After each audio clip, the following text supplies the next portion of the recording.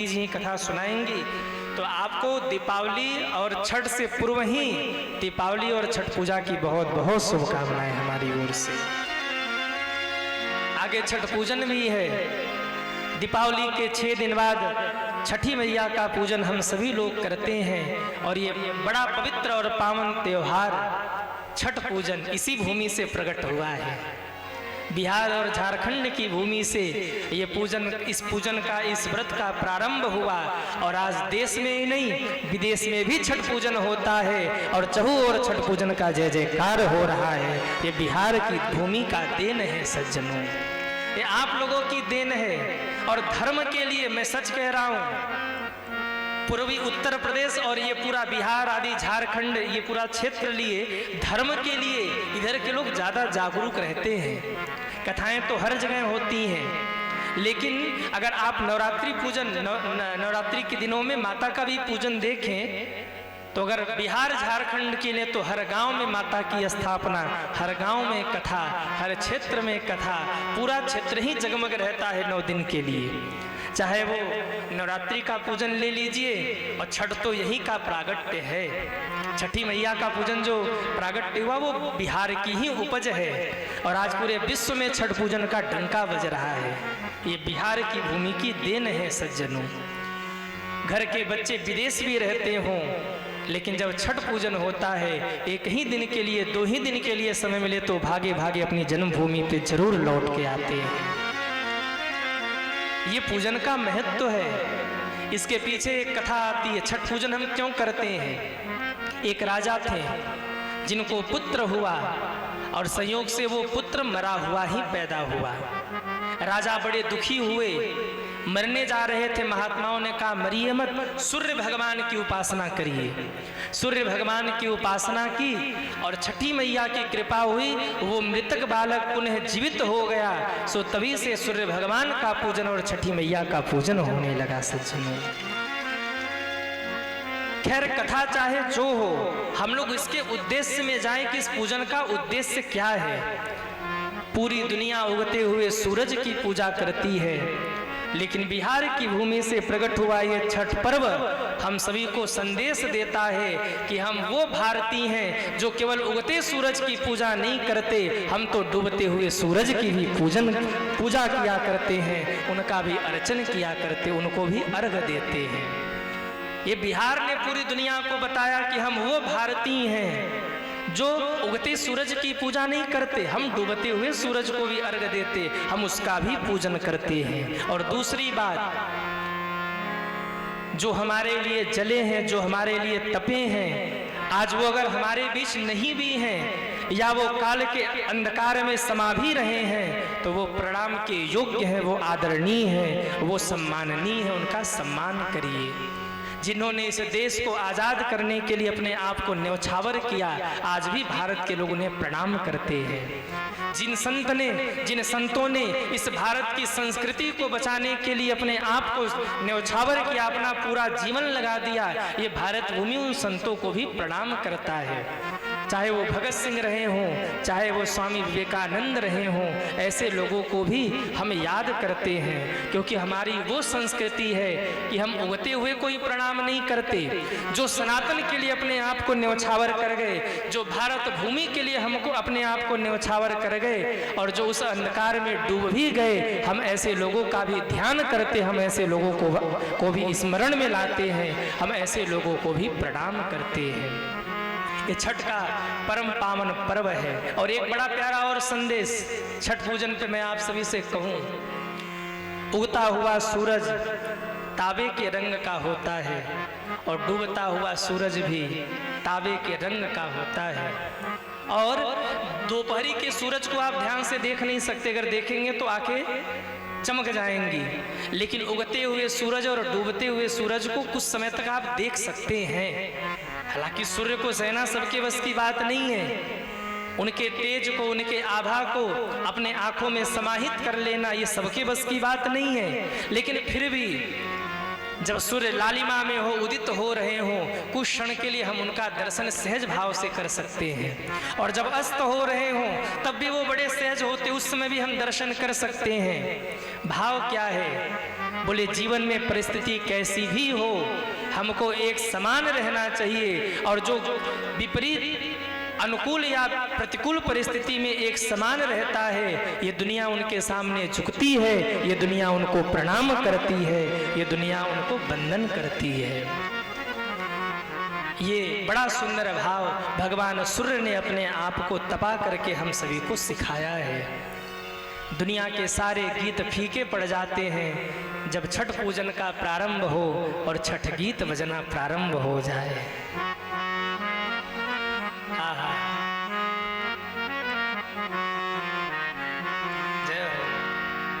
बहंगी लचकत जाए काचई बास के बहंगिया, बहंगी लचकत जाए। दुनिया के सारे गीत फीके पड़ जाते हैं जब ये गीत बजता है। दुनिया के सारे संगीत फीके पड़ जाते हैं जब माताएं अपने मुख से ये गीत गाती हैं। पूरा ब्रह्मांड ही ऐसा लगता है कि इस रंग में डूब चुका है सज्जनों। ये भाव का पर्व है, ये श्रद्धा का पर्व है, ये आस्था का पर्व है। माताएं अपने बच्चों की लंबी उम्र के लिए ये व्रत करती हैं।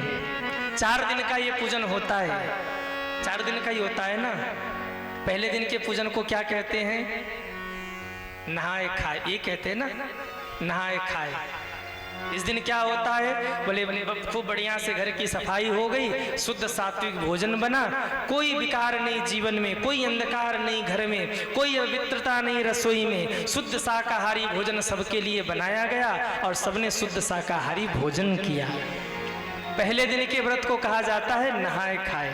दूसरे दिन के व्रत को क्या कहा जाता है? क्या कहते हैं? खरना। इस दिन क्या होता है? बोले इस दिन लौकी के वो खीर का प्रसाद पा करके अगले दिन की तैयारी होती है। निर्जला व्रत की तैयारी हो गई अब अगले दिन की। क्यों? क्योंकि अगला दिन ऐसा होने वाला है जब पूरे दिन में एक भी बूंद पानी मिलने वाला नहीं, क्योंकि निर्जला रहना है। तो खीर की प्रसादी पा करके अगले दिन निर्जला व्रत की तैयारी हो गई, क्योंकि अगले दिन पूरे दिन माताएं व्रत रहेंगी। अब आया तीसरा दिन, और ये सबसे विशेष दिन होता है, यही मुख्य दिन है। माताएं पूरे दिन भर व्रत रहती हैं, मुख्य दिन यही है। और दिन भर माताएं जल ग्रहण नहीं करती, भगवत स्मरण करती हैं, छठी माता का स्मरण करती हैं। खूब बढ़िया प्रसाद आदि भी बना होता है। क्या कहते हैं प्रसाद को? ठेकुआ। हमने भी खाया है, ऐसा थोड़ी है। ठेकुआ ही कहते हैं ना इधर। हाँ, उस ठेकुआ के सामने तो ब्रह्मांड के 56 व्यंजन भी फीके पड़ जाते हैं सज्जनों। स्वर्ग के देवताओं के वो भोजन प्रसाद जो वो पाते होंगे, दिव्य भोजन, वो भोजन भी उस ठेकुआ प्रसाद के सामने फीके पड़ जाते हैं। अगर आपके मुख में पानी आया हो तो ये कोई बड़ी बात नहीं है। हमारे मुख में भी पानी आ गया ठेकुआ का नाम लेते हैं। खैर ये विनोद के लिए कह रहा हूं। तो अब तीसरा दिन आया, यही मुख्य दिन है। पूरे दिन पानी का दर्शन नहीं होता, माताएं कठोर व्रत करती हैं। होठ रेगिस्तान की तरह सूख जाते हैं, और जब शाम होता है तो उन सूखे हुए होठों से माताएं अपने बच्चों के लिए, उनकी लंबी आयु के लिए छठी मैया से प्रार्थना करती हैं और बड़ा प्यारा गीत गाती हैं। और जब वो गीत गाती हैं तो कौन ऐसा कठोर हृदय है जो इस गीत को सुनकर भावुक न हुआ हो। माताएं बड़े भाव से शाम के समय सूर्य भगवान के सामने खड़ी होकर गाती हैं। पहिले पहिले हम कैली छठी मैया बरत तोहार, छठी मैया बरत तोहार। पहिले पहिले हम कैली छठी मैया बरत तोहार, छठी मैया बरत तोहार। जिनको कुछ नहीं आता वो भी ये पूजन करते हैं। कोई पंडित जी नहीं है, कोई उपरहित नहीं है, कोई मंत्र नहीं है। आहा, हाथ जोड़ करके माताएं निवेदन कर रही हैं। पहिले पहिले हम कैनी छठी मैया व्रत तोहर, छठी मैया व्रत तोहर। सबके बलकवा के दीहा छठी मैया ममता दुलार, छठी मैया ममता दुलार। सभी ताली सेवा करते हुए हरि बोल जय हो।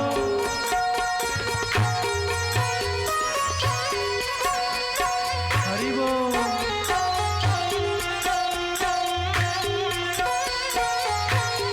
ओहो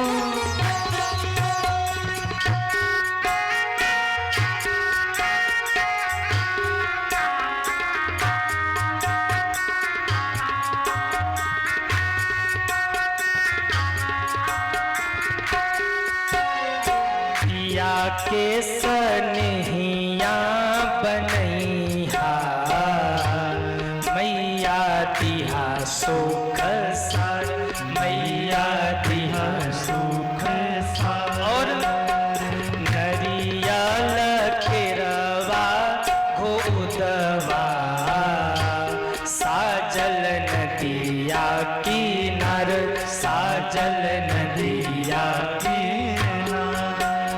सुनिहा अरज छठी मैया बाढ़े कुल परिवार, बाढ़े कुल परिवार। पहिले पहिले हम कैली छठी मैया व्रत तोहर, छठी मैया व्रत तोहर।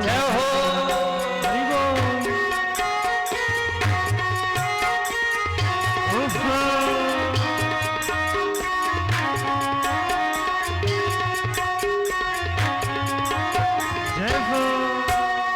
घाट सजवली मनोहर मैया तोरा भगती अपार, मैया तोरा भगती अपार। बोली ये अर्घ हे मैया दीही आशीष हजार, दीहे आशीष हजार। पहिले पहिले हम कैली छठी मैया व्रत तोहर, छठी मैया व्रत तोहर। और अंत में माताएं कहती हैं मैया करिहा क्षमा छठी मैया, भूल चूक गलती हमार, भूल चूक गलती हमार, भूल चूक गलती हमार, भूल चूक गलती हमार, भूल चूक गलती हमार। करिहा क्षमा छठी मैया। अरे गाओ ना। भूल चूक गलती हमार, भूल चूक पहिले पहिले हम कैली। हारमोनियम कम करो, आप लोग गाइए। पहिले पहिले हम छठी मैया व्रत तोहर, छठी मैया। तीसरे दिन का जो व्रत होता है वो विशेष होता है। माताएं शाम के समय सूर्य भगवान को अर्घ देती हैं और अब क्षमा मांग करके फिर आया चौथा दिन व्रत का। जब चौथा दिन आया इस व्रत का तो सूर्य निकलने से पहले ही माताएं घाट पर पहुंच जाती हैं और घाट पर पहुंच करके सूर्य भगवान को अर्घ देती हैं और संतान की रक्षा का वरदान मांगती हैं। ये 4 दिन का जो पर्व है ये माताएं विधि विधान के साथ पूजन करके संपन्न करती हैं। इसके बाद सबको प्रसाद बांटती हैं और इन 4 दिनों में कोई स्त्री पुरुष नहीं दिखता, इस संसार में केवल एक शुद्ध आत्मा का दर्शन होने लगता है। जब वो संगीत बजता है, जब वो गीत बजता है, पूरा ब्रह्मांड गुंजायमान हो जाता है। और केवल भारत ही नहीं, पूरे विश्व में जहाँ जहाँ भी सनातनी है और जहाँ जहाँ भी बिहार हो, झारखंड हो या यूपी, बहुत सारे क्षेत्रों में नहीं भी होता उस क्षेत्र में, लेकिन जहाँ जहाँ भी होता वहाँ के बच्चे जहाँ कहीं भी हो वो भागे भागे आ जाते हैं। और ना आ पाए तो जहाँ है वहीं पर रह करके अपनी परंपरा का निर्वहन करते हैं। और एक और बड़ा प्यारा गीत माताएं गाती हैं। काचई बास के बहंगिया, बहंगी लचकत जाए। गा दे क्या कि रहने दे?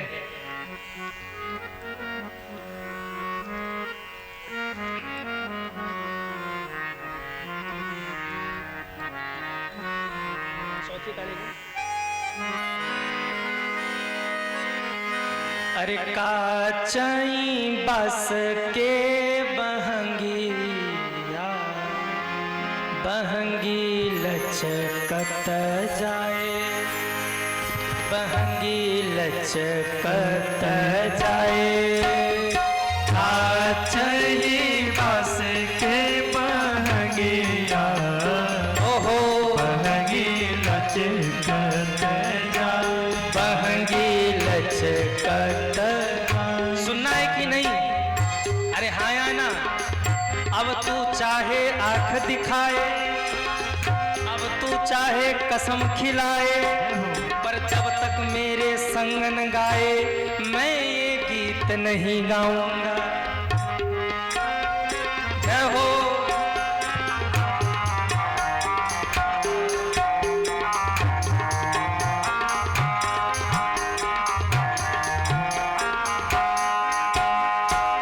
होई ना बलम जी का हरिया, बहंगी घाटे पहुँचाए, बहंगी घाटे पहुँचाए, बहंगी घाटे पहुँचाए। रहिया में पूछे जे बटुहिया, बहंगी के करा के जाए, बहंगी के करा के जाए। तू त आन्हर हवे रे बटोहिया, तू त आन्हर हवे रे बटोहिया। जय हो। तू त आन्हर हवे रे बटोहिया। ओ बहंगी छठी मैया के जाए, बहंगी छठी मैया के जाए, बहंगी छठी मैया के जाए, बहंगी छठी मैया के जय हो। जय हो। हरि बोल। ओहो। सभी ताली सेवा करते हुए जय हो। हरि बोल।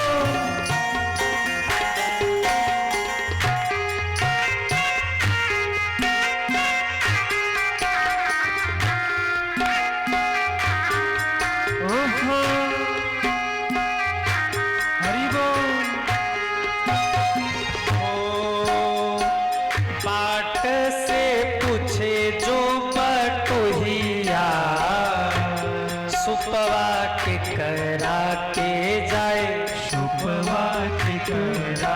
सभी गाइए। सुपवा के करा के जाए, सुपवा के करा। उत्तर मिला। आनर हवे रे बटोहिया, सुपवा छठी मैया के जाए, सुपवा छठी मैया के जाए, सुपवा छठी मैया के जाए, सुपवा छठी मैया के जाए। हाँ काचई बस के बहंगिया, काचई बस के बहंगिया, बहंगी लचकत जाए,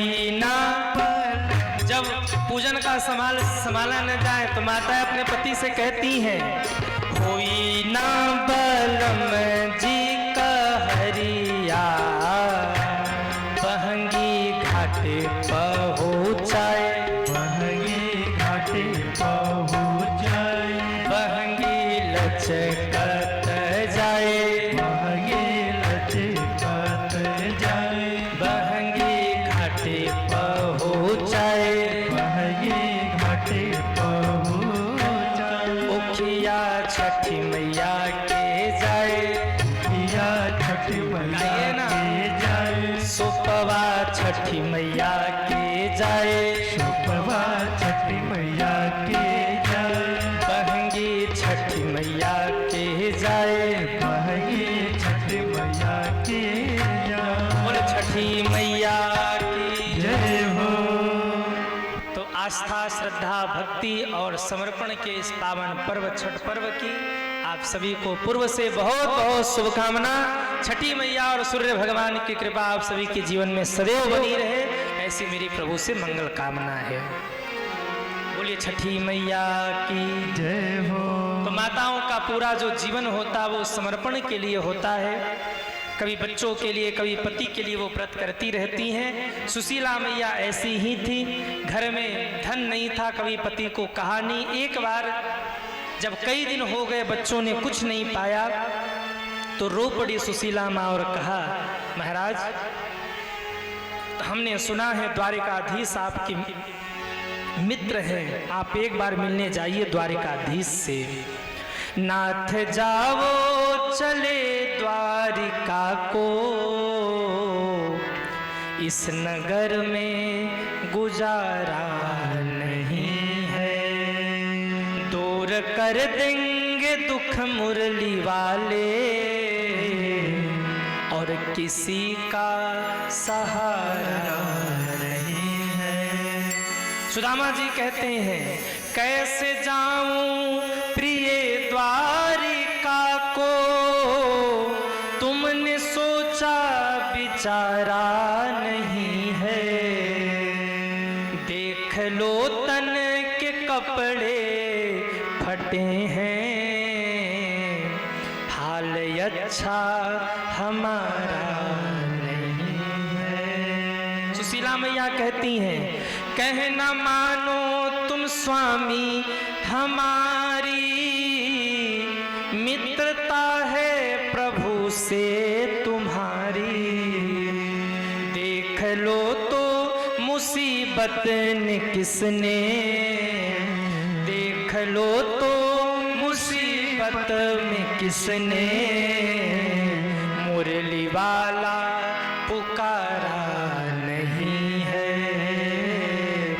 और किसी का सहारा नहीं है। चार मुट्ठी चावल सुशीला माँ मांग के लाई, या चित्वा चतुरो मुष्टिक ब्राह्मणों पितुक टंडुलान। चार मुट्ठी चावल लेकर सुदामा जी चले।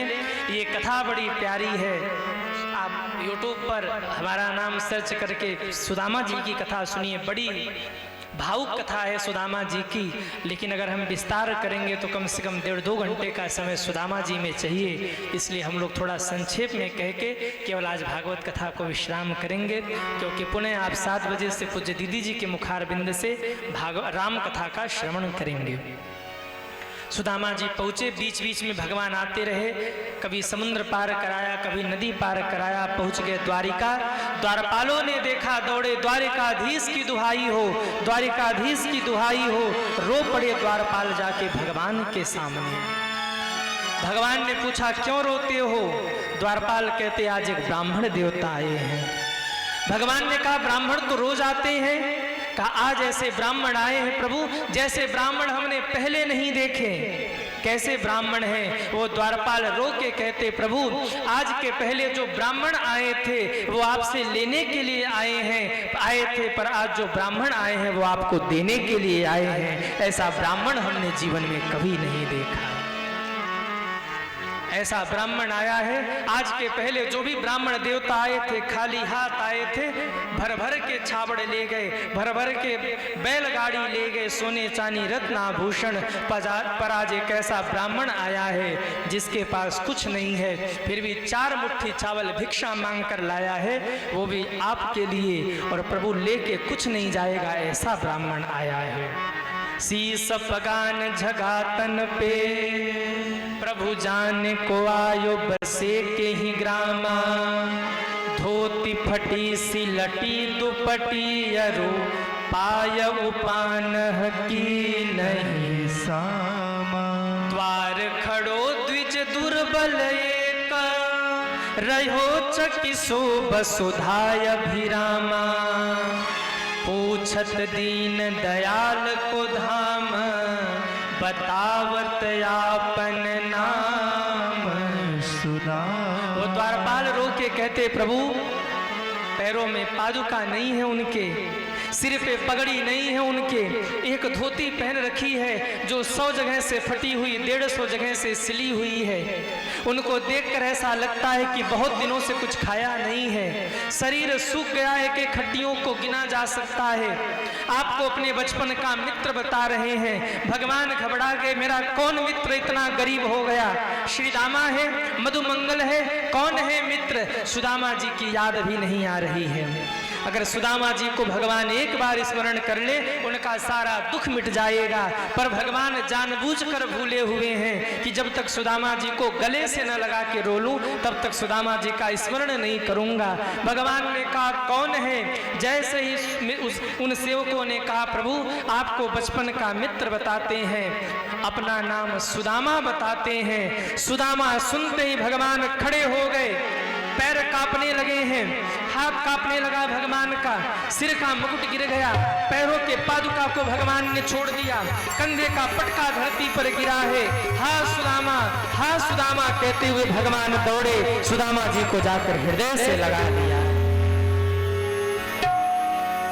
सुदामा जी को हृदय से लगाकर भगवान बहुत रोए, लेकर आए आसन पर बिठाया। जब चरणों में देखा तो चरणों से रक्त बह रहे थे।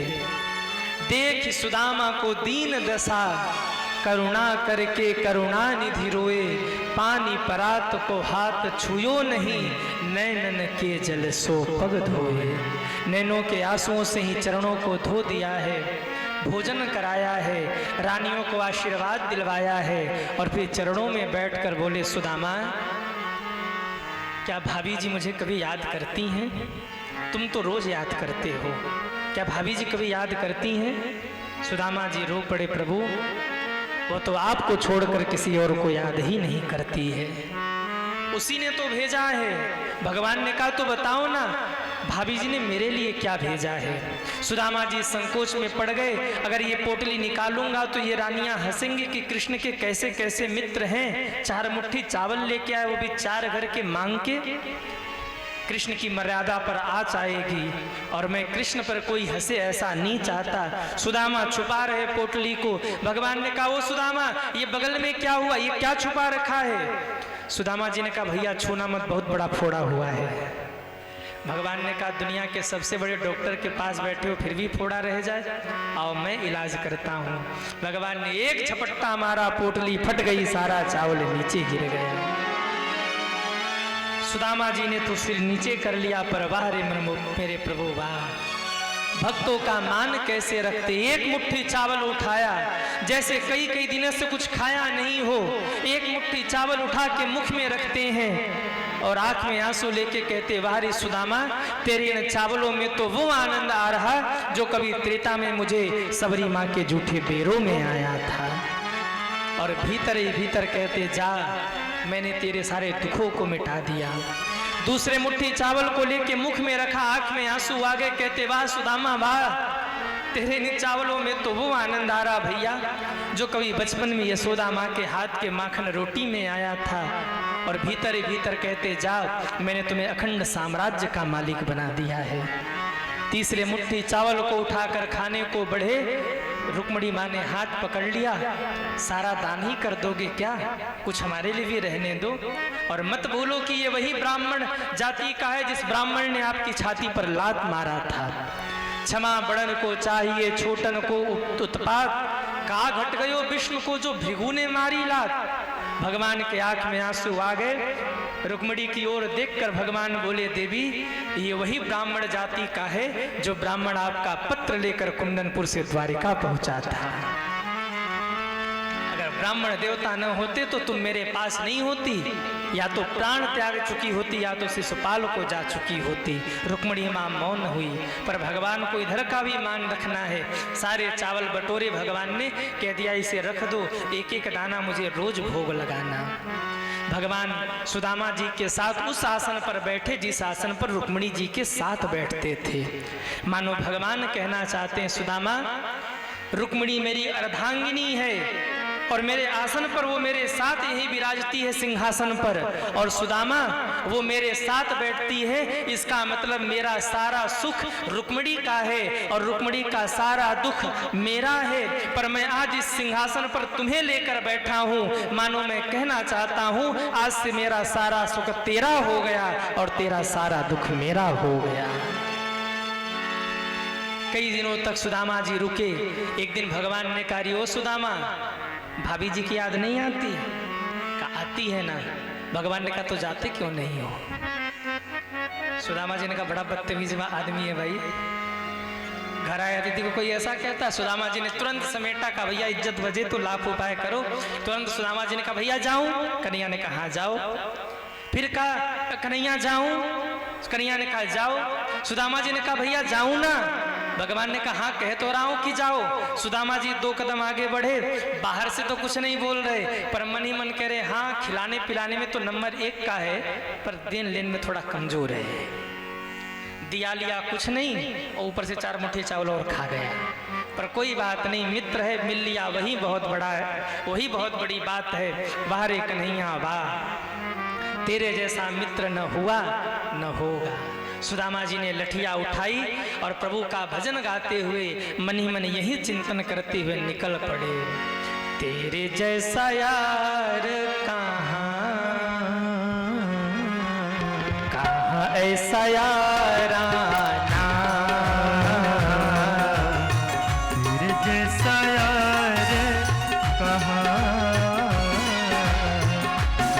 ऐसा याराना। सभी गाइए। याद करेगी दुनिया तेरा मेरा अफसाना, याद करेगी दुनिया तेरा मेरा अफसाना। जरा उठाइए दोनों हाथों को और तालियां बजाते हुए हरि बोल श्री राधे।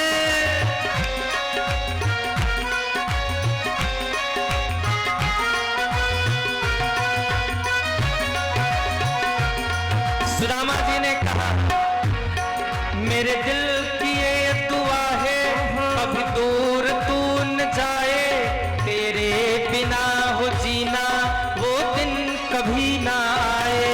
मेरे दिल की ये दुआ है, कभी दूर तू न जाए, तेरे बिना हो जीना वो दिन कभी न आए।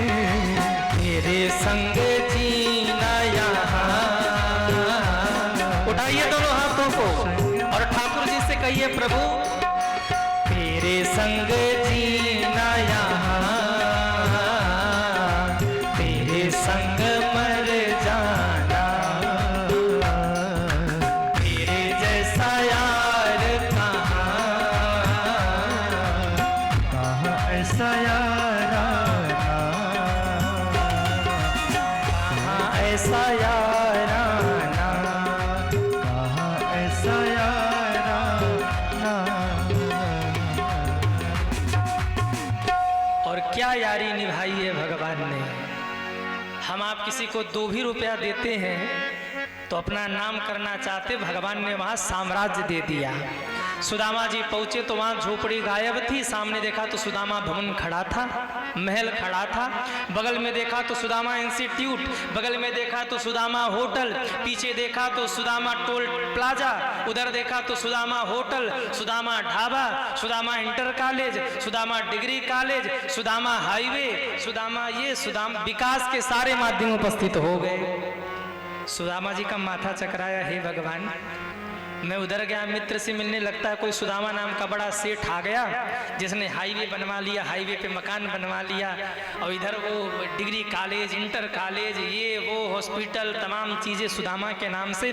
भैया यहाँ तो धोती भी फट रही, यहाँ कॉलेज बन रहे, यहाँ सब कुछ हो रहा, मतलब कोई सेठ आके बस गया यहाँ।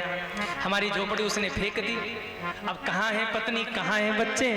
बैठे ही थे, इतने में 3 तल्ले ऊपर से सुशीला मैया ने देख लिया, आवाज लगाया, स्वामी। सुदामा जी को सुनाई नहीं पड़ा। तुरंत सुशीला मैया ने दास दासियों से कहा, जल्दी चलो तैयारी करो, स्वामी आए हैं, स्वागत करना है। आहा, सुशीला मैया ने दिव्य श्रृंगार किया, पहना बनारसी साड़ी, गले में 9 लक्खा हार, मुख में खाया पान और किया लंबा घूंघट, और वो आकर के सुदामा जी के सामने दास दासियों के साथ खड़ी हो गई। स्थिति क्या है? बोले, एक दासी इस तरफ हाथ में माला लेके खड़ी है, एक दासी इस तरफ हाथ में वो आरती की थाल लेकर खड़ी है। सुशीला मैया के एक हाथ में पर्स, दूसरे हाथ में एप्पल का मोबाइल। अभी मत पूछना कि एप्पल का मोबाइल कहाँ से आया, हम भी ढूंढ रहे कि आया कहाँ से, मुझे आज तक नहीं मिला, अगर मिल जाए तो आप हमें बता देना। आवाज लगाया मैया ने, स्वामी। सुदामा जी 2 कदम पीछे हट गए, कौन से ठानी आगे जो हमको स्वामी कह रही। हमारे सुशीला तो दुबली पतली थी, अब एक फटी से धोती पहन के थी, और ये तो वो बनारसी साड़ी, 9 लख का हार। कौन देवी आ गई? कहा, देवी आप कौन? सुशीला मैया ने कहा, अच्छे गए मित्र से मिलने, हमको ही भूल गए। बोले, देवी हो कौन? मैया ने वो मुख में पान खाया था, घूंघट उठाया, मैं सुशीला। सुदामा जी तो दंग रह गए, सुशीला तू? ये साम्राज्य, ये बच्चे कहाँ गए? सुशीला मैया ने कहा, वो घूमने गए, एक BMW ले गया, दूसरा मर्सिडीज ले गया। अरे बोले, ये हो क्या रहा है भाई? ये साम्राज्य, ये घर, ये मकान, ये कौन आए, हुआ क्या? बोले, वो ठाकुर जी के मुनीम जी आए थे, वही सब कर गए। कहाँ है मुनीम जी? वो अंदर बैठे हैं, कुछ हिसाब किताब रह गया था, पूरा कर रहे। सुदामा जी दौड़े, जाकर देखा तो एक पैर पे दूसरा पैर चढ़ाए, नाक पे चश्मा रखे, कान पे 2000 वाली बंद हो गई ना नोट कि चल रही है, बंद हो गई, 500 वाली चल रही है, कान पे 500 का नोट रखे, हाथ में डायरी, और महाराज वो बढ़िया पैर पे पैर चढ़ाए, मुख में पान खाए, हिसाब किताब कर रहे थे। सुदामा जी ने जाकर सामने से देखा तो वो मुनीम जी कोई और नहीं, मेरे ठाकुर जी ही मुनीम जी बने बैठे थे। सुदामा जी के आंख में आंसू आ गया। सुदामा जी ने कहा, अरे कन्हैया, ये सब करने की क्या जरूरत थी? मेरा मन यहाँ नहीं लगेगा, मैं जा रहा हूँ और कहीं कुटिया में बैठकर भजन करूंगा तुम्हारा। भगवान हाथ जोड़ के खड़े हो गए। कहा, सुदामा मत जाओ, अगर तुम इस महल को छोड़कर चले गए तो मेरी लाज चली जाएगी। सुदामा जी ने कहा, इतना करने की क्या जरूरत थी मेरे लिए? भगवान ने कहा, मैंने तुम्हें नहीं दिया है, मैंने तो केवल भक्ति की लाज रखी है। वरना सुदामा, तूने जो किया ना मेरे लिए, अगर मैं उसका ऋण उतारूं तो एक जन्म नहीं, करोड़ों जन्म मुझे लेने पड़ेंगे, और पूरे ब्रह्मांड का साम्राज्य अगर तेरे चरणों में न्यौछावर कर दूं तो वो भी तेरे उपकारों के सामने कम होगा। तुमने तो वो किया था। क्या किया था? बचपन में श्रापित चना जो गुरु माता ने दिया था, सुदामा जी ने जान लिया कि ये श्रापित है, जो खाएगा वो दरिद्र हो जाएगा। सोई सुदामा जी ने पूरा ही चना खा लिया था कि मैं दरिद्रता झेल लूं, मैं गरीबी झेल लूं, पर मेरे मित्र को गरीबी न झेलना पड़े। भगवान कहते हैं, उस दिन तूने मुझे बचाया था, जो तूने उस दिन किया था और जो तूने आज किया है, 4 मुट्ठी चावल लेके तू पहुंचा, भैया तेरे पास कुछ नहीं था। मैं आपसे पूछूं कि कृष्ण सुदामा की मित्रता में कौन जीता कौन हारा, पलड़ा किसका भारी है, तो आप किसका नाम लेंगे? कौन भारी है? कहिए। सुदामा। अरे जिसके पास अखंड साम्राज्य था, जो त्रैलोक्य का मालिक है, उसने एक राज्य ही दे दिया तो क्या दे दिया सुदामा को। अरे तो देना तो सुदामा ने सिखाया। घर में एक अन्न का दाना भी नहीं था, बच्चे भूख से तड़प रहे थे, फिर भी 4 मुट्ठी चावल ले जाके भगवान को दिया था। उसके एक एक दाने पे करोड़ों करोड़ों ब्रह्मांड न्यौछावर हो जाए, इतना सुदामा ने किया सज्जनों। भगवान ने हाथ जोड़ लिया, कहा यहीं रह जाओ। सुदामा जी ने कहा मेरा मन नहीं लगेगा। भगवान ने कहा आपका मन मैं लेके जा रहा। सुदामा जी बैठ गए और गाने लगे, तेरे जैसा यार पूज्य दीदी जी का आगमन हो रहा। अब आप लोग राम कथा श्रवण करेंगे। 5 मिनट में हम लोग भागवत कथा का श्रवण करें। सभी स्वागत करें और गुनगुनाते रहें कि सीता राम राम राम सीता राम राम राम सीता राम राम राम सीता राम राम राम सीता राम राम राम सीता राम राम राम सीता राम राम राम सीता राम राम राम कि सीता राम राम राम सीता राम राम राम सीता राम राम राम सीता राम राम राम कि सीता राम राम राम सीता राम राम राम सीता राम राम राम सीता राम राम राम कि सीता राम राम राम सीता राम राम